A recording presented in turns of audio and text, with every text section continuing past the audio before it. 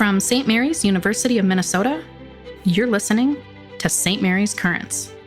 I'm your host, Ashley Beeson.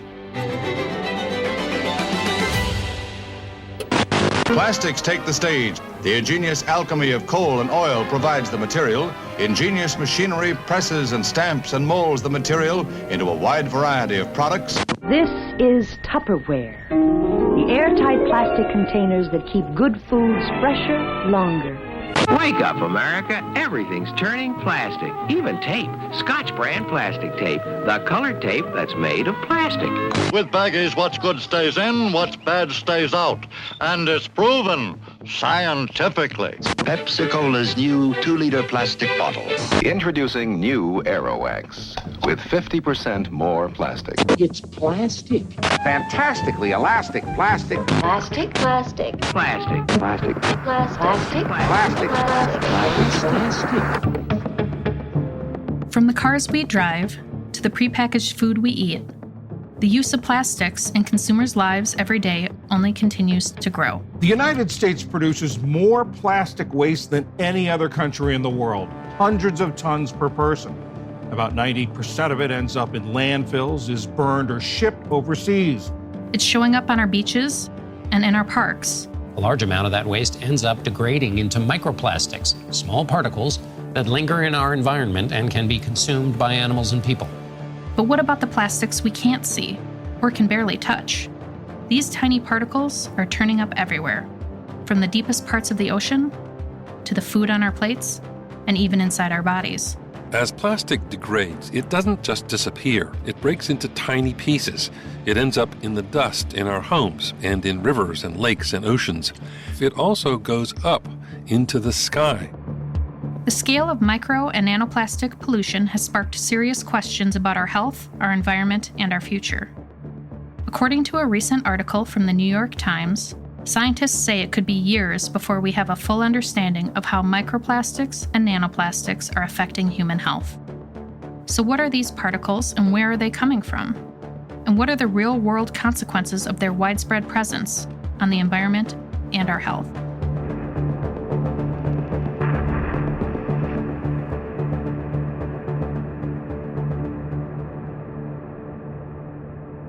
Dr. Pfaff, thank you so much for joining us today. Before we dive into this topic, can you introduce yourself to our listeners and let them know what you do here at St. Mary's, your professional background, and what your academic interests are? Certainly. Thanks for having me. So I'm a professor of biology at St. Mary's. I've been here for just over 2 years, and my background is in aquatic ecology. And so really anything related to aquatic ecosystems, I'm a huge fan of, whether it's fish or the little bugs, the macroinvertebrates, and the trout streams, and even water quality. Especially up here in Minnesota, there's a big focus on things like the harmful algal blooms and all of that. And so I've done quite a bit of research with that in the past. Now, our topic today is really about micro and nanoplastics. Can you explain what microplastics and nanoplastics are, and how are they different from each other? So when it comes to micro and nanoplastics, the big difference comes down to their size. So there's a continuum of sizes as things break down from the larger macro or mesoplastics. Those are the kind of things that you would be able to see with your hands, pick up out of the water, larger bottles or bottle caps, things like that. And then once you get down to really, really small particles, almost things that you can't touch, so about a half a millimeter or so, this is when you're getting into the range of the microplastics. Okay. And those will get all the way down until you get to nanometers. So at about 1,000 nanometers, this is a fraction of the width of a human hair. Then you get into the range of nanoplastics. So we're really talking about things that are difficult to detect, to be honest, in the environment. Now, one other important category of differentiation for micro and nanoplastics is they also come in primary and secondary. Primary are when they're manufactured to be that size for some purpose. Secondary are when they get to that size through breakdown. And those two categories can have pretty big differences in how they interact with the environment. Do you get some of those breakdowns? I mean, obviously we're dealing with, recycling as a process. Is that one of the ways that breakdown can occur beyond just time and other elements? Certainly, yeah. So anytime you're working or processing plastic, you're going to be releasing small particles of it. Okay. Now, with that being said, any kind of recycling where you're taking those macroplastics out of the environment before they break down, that's a good thing. When you have a bottle that completely breaks down in the ecosystem into those micro or nanoplastics, that's when you can start to have a huge amount of, those smaller materials. Gotcha. So the New York Times reported that microplastics have been found from the depths of the Mariana Trench to heights of Mount Everest. And we know that plastic is accumulating in our bodies too. And obviously this sounds extremely concerning. So can you explain where these tiny plastics are coming from? What are some common main sources where we may find them in our daily lives? Yeah, certainly. So a lot of the plastics that we see in the environment now are going to be those secondary plastics, so things that have broken down from larger materials. Thankfully, a lot of the primary ones, they used to be common in things like skincare, for exfoliators, things like that. Most of those have now been banned in the US, Europe, and a lot of places. But the two really big sources of secondary plastics seem to be from tires, so tire wear, and then textiles. So all of our clothing, every time you wash it, you're kind of breaking off these really tiny little pieces, and those go directly into the micro or nanoplastics. And then, of course, driving, you think about your tires, you're gradually wearing down.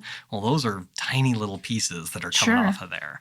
So over the course of a tire's lifetime, 60, 70, 80,000 miles, you're losing, half a centimeter, close to a centimeter of tread, and that's all just going onto the road where it's getting washed into the ecosystem or straight up into the atmosphere. That's really interesting. I mean, I've heard about it in clothes before, but tires is not a source that I would have automatically thought that micro or nanoplastics would be showing up. So that's interesting. That's something that's been really kind of a big focus recently, where it may be actually the largest source that we see of these within the environment.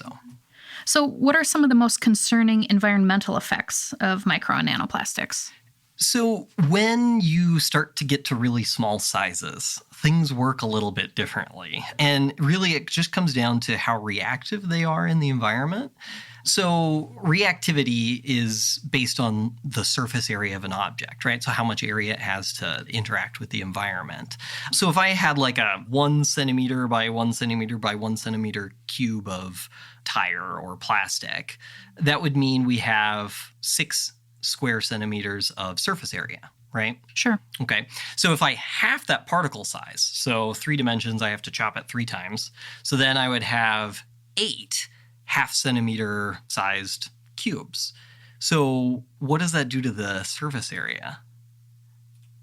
I assume it would get larger. Yeah, it doubles it, actually. And so you have the same amount of material, but instead of 6 square centimeters, you have 12 square centimeters. So if you keep chopping all of those up, once you get down into the microplastic range, you've taken this 1 little centimeter cube of plastic and you've increased its surface area to over a square meter. Wow. And then at nanoparticle sizes, that can get even larger surface area. And so all of this area is going to be interacting with different parts of the environment. And what that means is, especially the materials within those plastics can have a chance to leach out. And so some of the really common chemicals that have been talked about recently, phthalates, phenols, and formaldehyde, those seem to be some of the larger ones or the more detrimental ones to the environment. And then also the plastic particles themselves, a lot of animals will eat them or ingest them, especially things that are in the water, and those can start to accumulate within the bodies. I think one really kind of poignant image of that is sometimes you can see pictures of seabirds, especially albatrosses, where they have a skeleton and feathers and their body cavity is just filled with, in this case, those larger like macroplastics. But the same thing happens on the smaller scale with things like plankton or other aquatic organisms. And now on that note, according to the National Library of Medicine, the average human is consuming around 39,000 to 52,000 particles of microplastics per year. And then you factor in like inhalation of particles as well. Obviously, that figure is increasing. We're looking at more like 74,000 to 121,000. So how are these plastics ending up in the food that we eat and the water that we drink? And how widespread do you think this exposure is? Yeah, so one interesting thing to note, so that study from the National Library of Medicine, that was from 2019, they recognize that those probably are really big underestimates. Conservative. Exactly. Yeah. And also that's only microplastics. That's sure. not even counting nanoplastics, which are, 10, 100 times more prevalent within the environment. And so, yeah, there's just a lot of them. And when it comes to how we're being exposed, the earth is just completely inoculated at this point. And so all these plastics that have broken down, especially they're getting washed downstream in the water, those will end up in the soil. You're growing plants and other things, and those are coming up. And so all the food is already going to have some of these particles on them. And then another difficult point is when we're eating organisms, meat or other things, right? They have a chance to start bioaccumulating and magnifying the amount of those micro or nanoplastics. And we can be taking in even a larger amount. And that seems to be most common in seafood, I think. At least that's where the most studies have occurred. Now, do you also think, too, we talked a little bit about that study being in 2019. Obviously, it's 2025 now.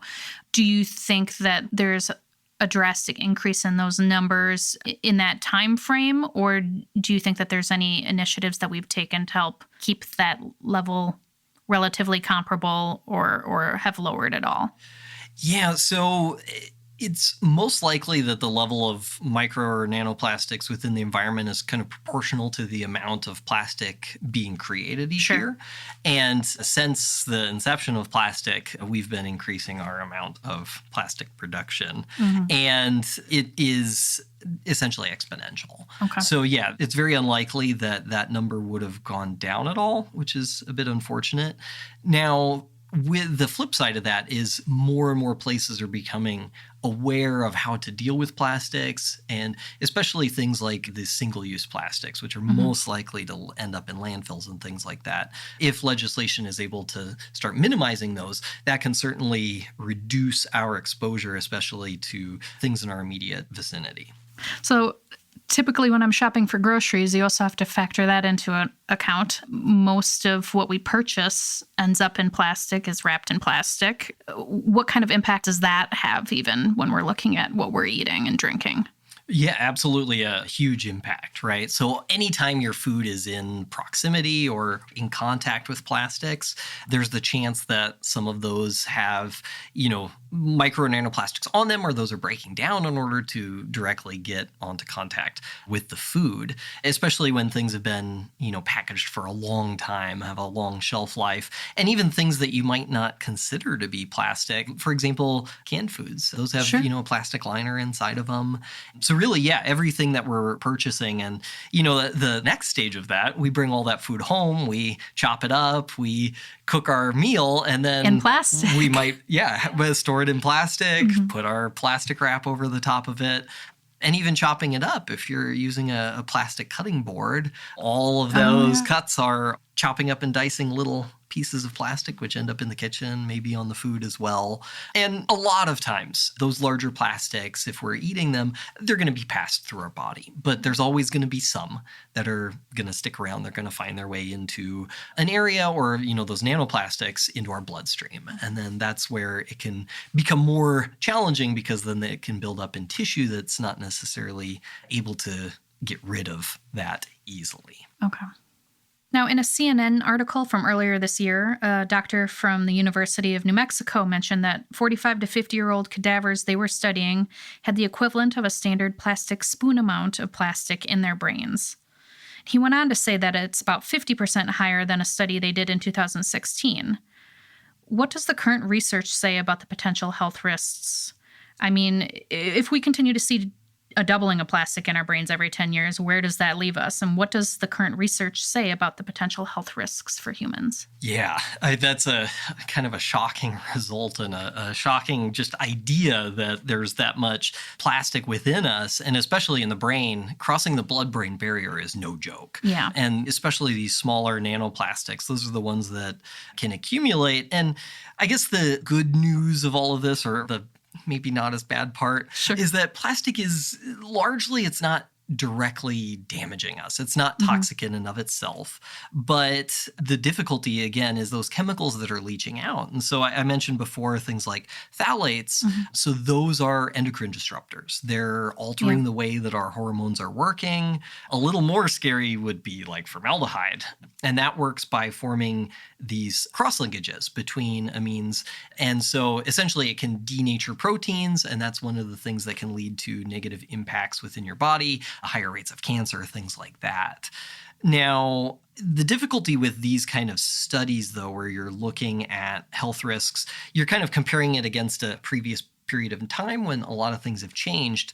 And it's a little sad because there's no control group, right? We're all inundated with these plastics. And so we're kind of just seeing how our bodies or how things are changing over time rather than being able to compare them really nicely in, a laboratory study. But there are a lot of groups that are trying to kind of disentangle this. And especially within the EU, they have a lot of studies looking at different demographics, those with a regular background exposure versus, for example, those people who are working really close proximity to these microplastics, such as in textile manufacturing or things like that. And as far as I know, a lot of those studies are still ongoing, so I'm not familiar with any results. But there are actually quite a lot of manipulative laboratory studies using zebrafish, and especially zebrafish larvae, looking at different levels of plastics. And a lot of them will affect the endocrine system. They can affect the speed and development of these embryos. And then one of the bigger things that it seems to impact is the immune system, right? So it's causing some immune responses, maybe suppressing other immune responses, and anything like that might, lead to increased amount of illness or other things like Alzheimer's, chronic diseases, right? Especially relating to the immune system. I would be really interested to see over time, because you indicated there isn't a control group, but studies like this take a long time too to really determine anything. So how much of this is going to be information that we're not really going to know about for the next 50 years even? Exactly, yeah. And that is always a difficult thing when you make these materials and we live in close proximity to them, and then you start to think, oh, well, now we need to know a little bit more about it, right? And there's a long history of that taking place. Think back to the 1920s, the big wonder thing was leaded gasoline, right? And then after that, we had different refrigerants, DDT, and then of course now we're discovering more about PFAS and some of the other forever chemicals that are really impacting the environment. And so there always seems to be a lag of, we've been exposed to these things for a long time, and then only later do we really find out the full impacts of them. Now, as far as the plastics go, the other, bad news about it is it seems like the longer that they're in the environment, actually the more toxic they can become because they become further degraded. And so it's likely over time, even if we keep plastic waste at a constant level, it might become more impactful, at least in the, immediate future. But hopefully over time, there can be some ways that we can mitigate it.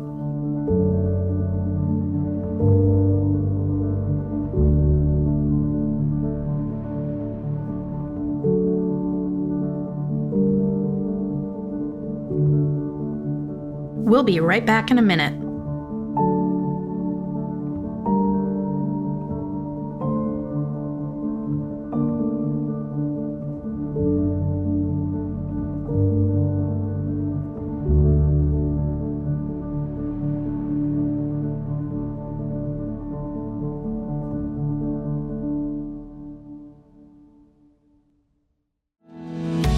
The School of Health and Human Services specializes in nurturing compassionate leaders, equipped with the skills needed today and tomorrow, with a focus on increasing access to services for everyone. Our commitment is to serve you so you can serve others.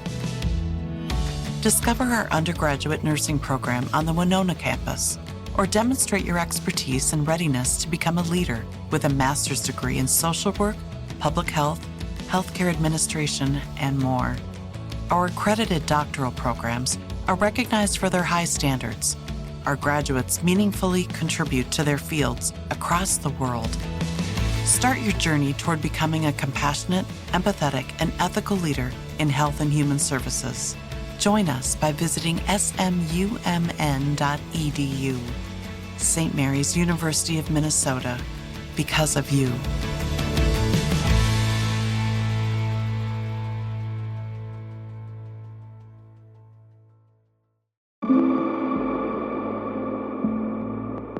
So, are there any promising technologies or approaches to removing microplastics from the environment? It's, again, really difficult to even identify them within the environment, let alone remove them. I think that the biggest strides, and really a very positive things, have been in removing the macroplastics from the environment, right? So before they get to that stage. So one huge success story is the Ocean Cleanup Project that's been over the last several years now tackling the Great Pacific Garbage Patch, and they've made huge strides in removing just a massive amount of plastic from the ecosystem. And the more people that, focus on reducing their plastic usage, increasing recycling, having government-led initiatives, more places that are doing recycling like we do here in Winona, all of those things can be beneficial, especially in the future, by preventing those microplastics or nanoplastics from entering the environment. So how can individuals and communities reduce their own plastic footprint or support additional solutions? Yeah, so when it comes to plastic and really any environmental impacts that are caused by our consumption, or within conservation biology, we talk about affluence, the amount of resources that we consume, the amount of energy that we use, all of those kind of things. So reducing or minimizing an increase in our affluence is really the biggest way that we can start to mitigate these issues within the environment. And not only does that go for plastic footprints, but your carbon footprint, all of these other kind of things. And so long distance transport, driving, right? We talked about tires being a huge source of it. And so seeking out ways to either reduce the amount that you're driving or alternative ways of moving around, doing more biking, more walking, public transport, which some areas is easier than others, right? But that can make a really big difference. Then be conscious about purchasing more natural fibers rather than synthetic fibers can make a big difference. Minimizing your own use of single-use plastics and supporting other, legislation or promoting use of paper bags or reusable, canvas bags, things like that, rather than plastic bags or other things that are more likely to end up in the environment, more likely to end up not recycled. So those are the things that as individuals, we can do in order to help mitigate this problem. Again, not right now, but in the future, right? If we do those things now, then it can create a better environment, a better ecosystem for the next generation, which is, would be great to do. It's interesting for me to think about, because I've done my own steps as far as trying to use plastic less where I can. I don't travel often, but when I do, I am the type that if I'm on a beach and I see a piece of plastic, I am picking it up. I've always thought of that as being helpful from that macroplastic stance of the, hey, I don't want this to end up inside a bird's belly later. It's interesting to have that kind of reconcile with the effect that it would have on reducing the footprint from a microplastics and nanoplastic stance. So that's not something I've ever considered before. So double effective. I'll take that. Yeah, absolutely, right? You're preventing a future detriment to the environment, which is really great, right? And ultimately, like you said, if everybody was as proactive of, looking out and trying to help out the environment, especially in their immediate area, then that can just have huge benefits for everybody, right? So what gives you hope when it comes to addressing this issue? Are there any promising trends or developments that you're watching? Yeah, so it's a little bit difficult answering this question because there doesn't seem to be an immediate, step to take in order to help the problem right now. Yeah. Like I said, a lot of times I see people moving in the right direction of trying to be more conscious about their use of plastics or, watching out for others, removing plastics from the environment, things like that. The thing that gives me a little hope, at least, is that plastics have been around a long time. And, well, we're we're still alive. Life expectancy is pretty good. And so it's not an immediate danger like things in the past, like leaded gasoline or some of these other things that have had, really dire health consequences. But with that being said, of course, it is still a big health consequence. And so hopefully there will be some other ways in order to, mitigate the amount of microplastics within the environment, or at least the human health impacts. I think that the really big thing that we need to do, and hopefully will continue happening, is just research into exactly what's going on with these. Sure. I talked way back at the beginning a little bit about other nanomaterials. So things like titanium dioxide or nanosilver, things like this. Like those types of compounds seem to be a little bit more reactive. And so plastic may be not quite in the same ballpark as that, but still living in such close proximity, it's something that knowing anything about, doing more research in order to understand the impacts can go a long way in order to understanding it and mitigating the human health and environmental impacts going on into the future. Sure. Now, another thing that is kind of promising, and not something that we're doing, but something that nature is doing, there are some bacteria that have been discovered pretty recently that have some novel pathways, kind of using enzymes or proteins that previously were used for other things, but have formed into a new pathway that are breaking down nylon within the environment. And so there's been a lot of study on these recently. So this kind of novel mutation and adaptation in order for these bacteria to start utilizing a new energy source, which is awesome. I wish it was something that we could do, more readily. But of course, bacteria in nature, they have a huge arsenal of pathways in order to metabolize compounds in the environment. And so hopefully if more pathways or these bacteria are able to start breaking down the nanoplastics they're coming into contact with, then that could be a huge benefit to everyone in the future. It'd be a really nice potential for reducing if that's something that can be harnessed in the future. Absolutely, yeah. And there's a lot of groups that have used those types of bacteria for other purposes, for example, oil spills, right? Okay. So once people put up buoys to contain those oil spills, but then bacteria do the on-the-ground work, they've been mostly natural, but taking those, inoculating those areas with these bacteria, and they're breaking down the oil on top of the water in order to metabolize it and reduce it from the environment. And so, this type of strategy has been used in other areas to really good effect. Well, I think you've given our listeners a lot to think about. I really appreciate you taking the time to chat with me today. Yeah, absolutely. St. Mary's Currents is a production of the St. Mary's University of Minnesota Office of Marketing and Communication.